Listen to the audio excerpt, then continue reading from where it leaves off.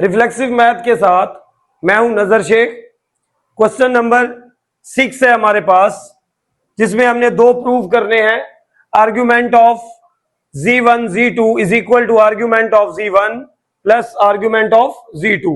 इस प्रूफ में सबसे पहले हमें यह पता होना चाहिए कि आर्ग्यूमेंट होता क्या है।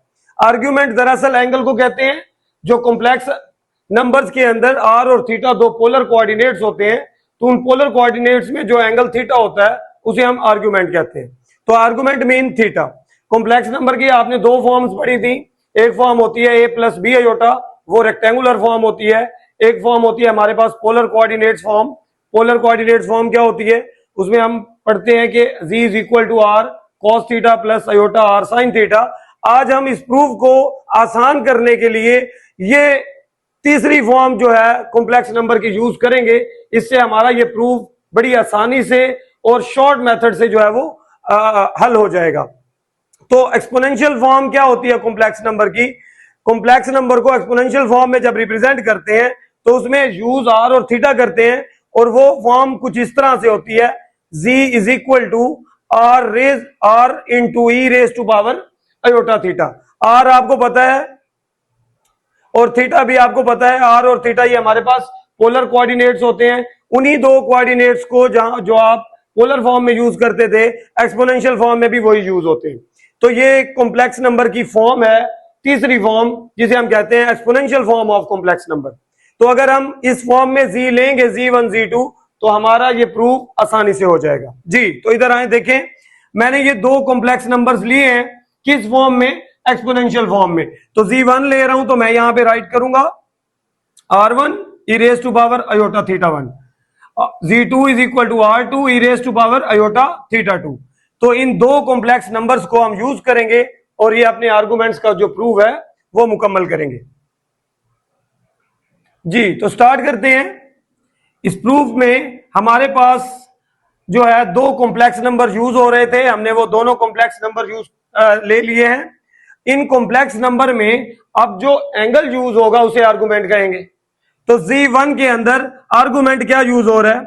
आर्गुमेंट ऑफ z1 का जो आर्गुमेंट है वो थीटा 1 है, और z2 के अंदर जो आर्गुमेंट यूज हो रहा है वो क्या है? वो थीटा 2 है। तो आर्गुमेंट ऑफ z1 भी हमने निकाल लिया, और z2 के अंदर जो आर्गुमेंट यूज हो रहा है वो भी हमने निकाल लिया।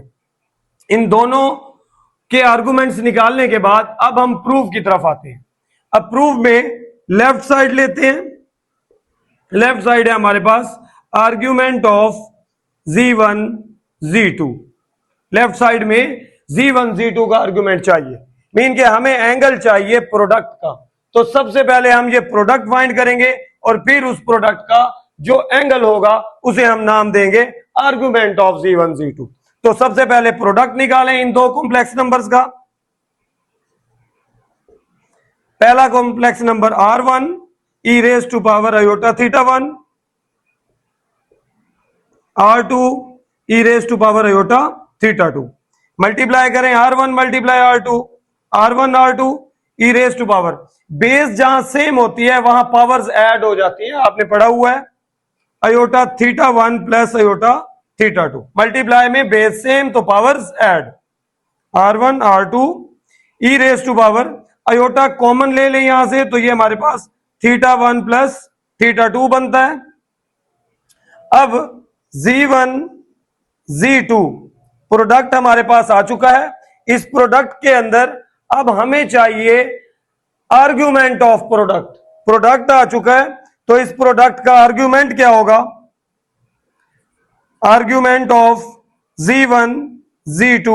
इस z1 z2 के अंदर इसका आर्ग्यूमेंट मीन इसका एंगल देखें आप, क्या एंगल यूज हो रहा है?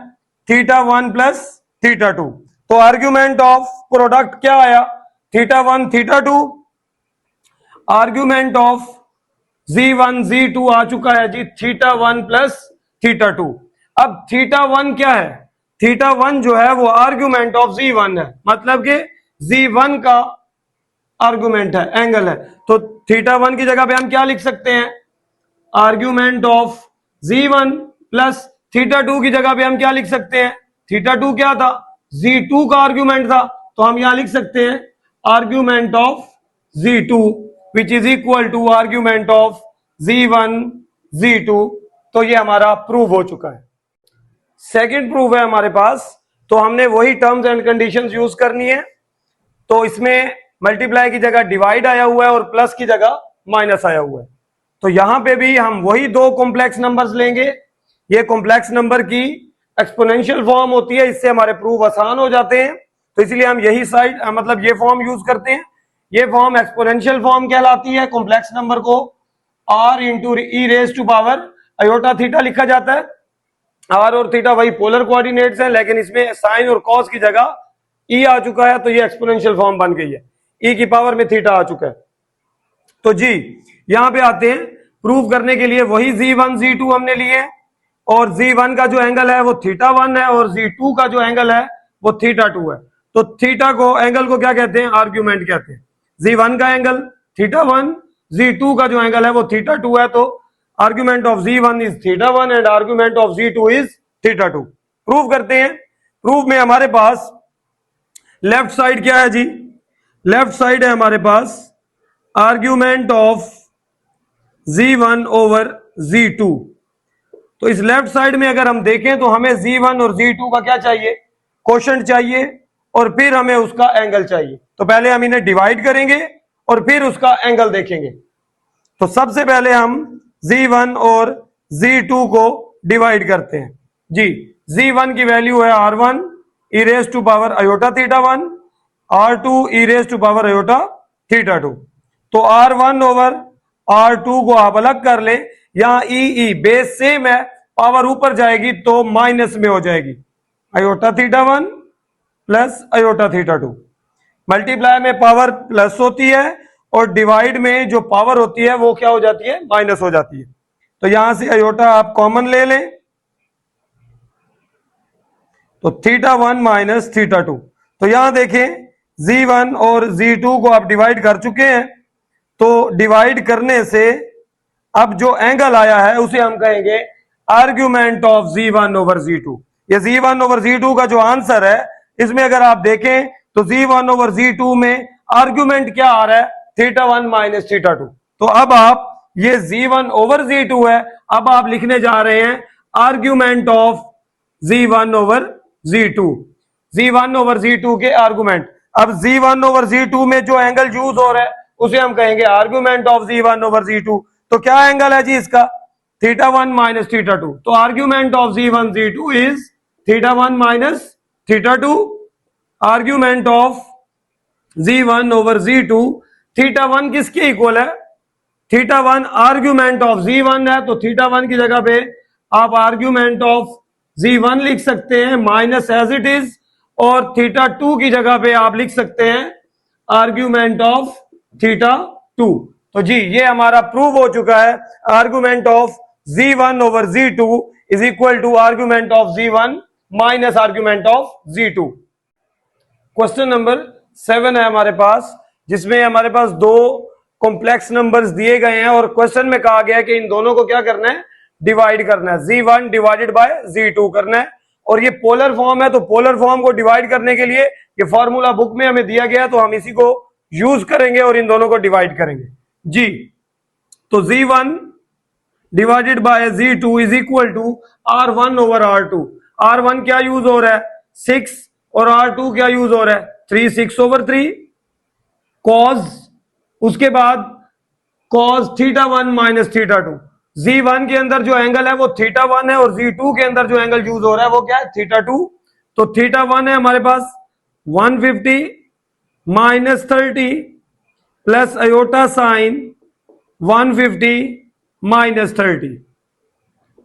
3 1s are 3 2s are 2 into cos 120 आता है 150 minus 30 plus iota sine 150 minus 30, ये भी हमारे पास क्या आता है?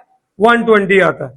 तो कैलकुलेटर पर अगर cos 120 की वैल्यू देखें तो वो हमारे पास -1/2 आती है, और साइन 120 की वैल्यू देखें तो √3 ओवर 2 आती है। पॉइंट में भी कन्वर्ट कर सकते हैं इसे, अदरवाइज ऐसे रहने दें भी ठीक है। तो बाहर मल्टीप्लाई का 2 दोनों टर्म्स के साथ मल्टीप्लाई कर लें, -2 ओवर 2 प्लस अयोटा 2/√3/2, 2 से 2 कैंसिल, -1 प्लस 2 से 2 कैंसिल, √3 अयोटा। तो ये हमारा जो है Z1 और Z2 था, हमने उसे डिवाइड किया, डिवाइड करने में आंसर यहां तक आता है, तो ये पोलर फॉर्म है। हमने इनकी वैल्यू लिखी क्योंकि हमारे आंसर को हमने एक्सप्रेस करना था x प्लस वाई अयोटा में, तो लिहाजा हमें इनकी वैल्यूज पुट करनी पड़ी। देन हमारा आंसर जो है वो x प्लस वाई अयोटा में कन्वर्ट हो चुका है जी। क्वेश्चन नंबर 8 है हमारे पास। 8 क्वेश्चन करने जा रहे हैं। 8 क्वेश्चन में Z1 और Z2 दो पोलर फॉर्म में कॉम्प्लेक्स नंबर दिए गए हैं हमें, जिनका हमने प्रोडक्ट निकालना है, इन्हें हमने मल्टीप्लाई करना है। तो मल्टीप्लाई करते हैं इन्हें, Z1 मल्टीप्लाई Z2। मल्टीप्लाई का फॉर्मूला क्या है हमारे पास? मल्टीप्लाई का फॉर्मूला है R1 मल्टीप्लाई R2। R1 है 2, तो 2 मल्टीप्लाई 5 इंटू कॉस थीटा 1 क्या यूज हो रहा है 60 प्लस थीटा 2 क्या यूज हो रहा है 90। फॉर्मूला अप्लाई करेंगे इस पे भी, plus iota sine theta 1 plus theta 2।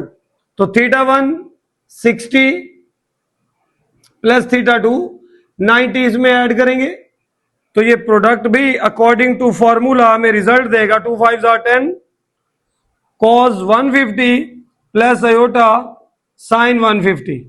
Log table use कर सकते हैं, कैलकुलेटर यूज कर सकते हैं, जिसमें हमारे पास कॉस 150 की जो वैल्यू है वो हमारे पास आती है -√3/2 अयोटा। साइन 150 की वैल्यू हमारे पास आती है 1/2। तो ये 10 को मल्टीप्लाई करेंगे, -10 into √3/2 plus iota 10 multiply 1/2। Cancellation करें तो ये आता है -5/√3, 2 1s are 2 5s are plus 5 aorta. तो ये हमारे पास Z1 Z2 का प्रोडक्ट आ चुका है और वो x प्लस वाई अयोटा की फॉर्म में है।